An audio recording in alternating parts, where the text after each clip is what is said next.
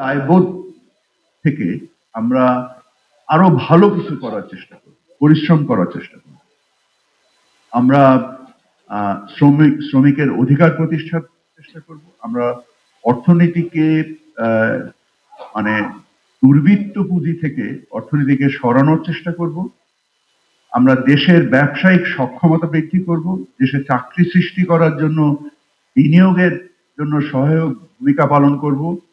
আমরা দেশের যে জ্বালানি সংকট, বিদ্যুৎ সংকট এবং সর্বোপরি যে অর্থনীতির ব্যাংকিং সংকট, এই যে মৌলিক যে কাঠামোগুলো আছে, যে মৌলিক যে প্রতিষ্ঠানগুলো আছে, যে সংস্কারগুলোর প্রস্তাবনা এসছে এবং এই সংস্কারগুলো বাস্তবায়ন করার মাধ্যমে আমরা আশা করি যে আমাদের সন্তানদের জন্য আমরা এমন একটা দেশ এই স্বল্পকালীন সময়েও আমরা রূপান্তরিত না করতে পারলেও রূপান্তরের যে সিঁড়ি, এই সিঁড়িতে আমরা একটা মধ্যবর্তী ধাপে ইনশাল্লাহ আমরা আশা করি সকলের সহযোগিতায় আমরা উত্তীর্ণ হতে পারবো। সকলকে ধন্যবাদ জানিয়ে আমাকে